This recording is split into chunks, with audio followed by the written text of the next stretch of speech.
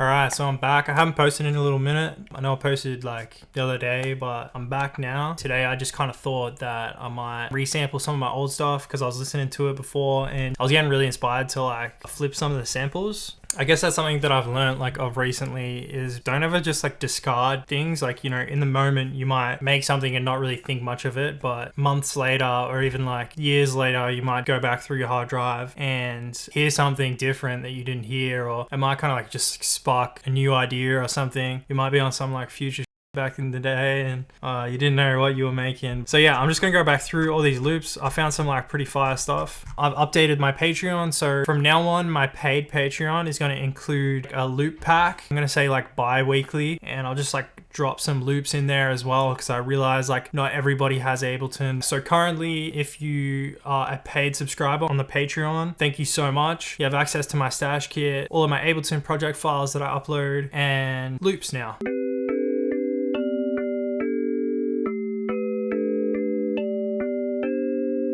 I like this one. I just kind of picked it out. I really like the texture of the key instrument. I'm just going to chuck this in and we're going to flip it. I feel like this is going to sound really good if we slow it down because it's got like such a nice texture to it. Just so you can hear a little bit of that warping.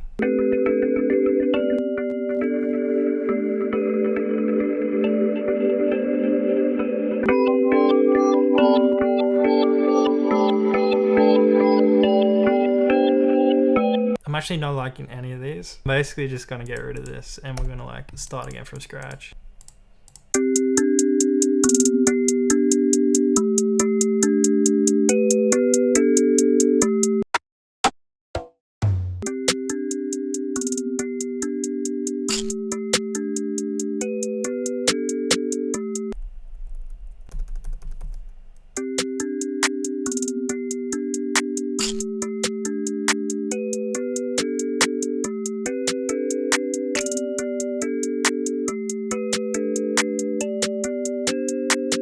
I think like obviously creating percussion is kind of like a puzzle. I like to create in sort of like manageable sized sections. Like you saw, I kind of started out this big. And then once I've got a rhythm, I'll tend to just like duplicate it and then sort of like work on a variation. From there, I'll duplicate it again. So it just doubles in size. That's the really important part when you can be like, all right, I'm done. Or I tend to like feel like I'm done, but it's just like usually just my attention span. And the best beats are when I can kind of keep on top of my mentality and keep myself focused. For sort of this end section, you just got to kind of experiment with like timing. These snare notes are different to this section very slightly. Just the timing on this last note and the timing on this note as well, this one and this one. It's just kind of like a puzzle piece. You really just got to like sit back and kind of listen to it as a listener and sort of think how you're going to like keep it interesting and what's going to make it interesting. And then I'll probably duplicate it again and make it 16 bars and maybe just like add in a couple of extra elements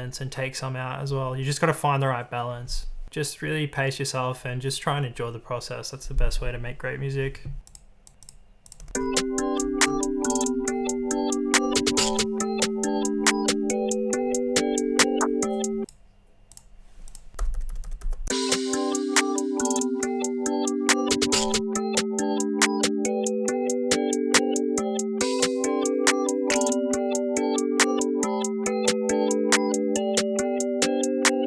I'm gonna go back through my file explorer and try and find the project file for this, just so I can have more control over each of the sections and the instruments. So this is the original live set.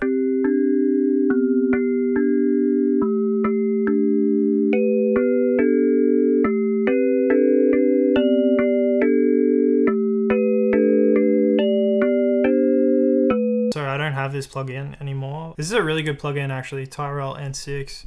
I used to use it a bit. If you're a long time viewer, you've probably seen it on my old videos. It's made by Yuhi, I think they're called. Like they made like Diva and Hive. So they make really good plugins, but it's actually like a free analog synthesizer. I think it was just like an E-piano kind of preset or maybe like a whirly or something. But yeah, really nice like textured sound. So I recorded that and I've put it into a sampler and I got this sound out of it.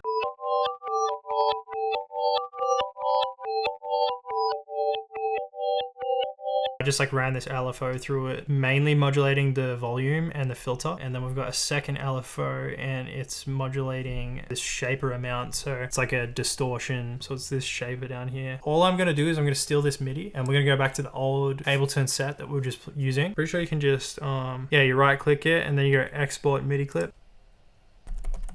I actually think I like this one. I don't think I've ever used it before.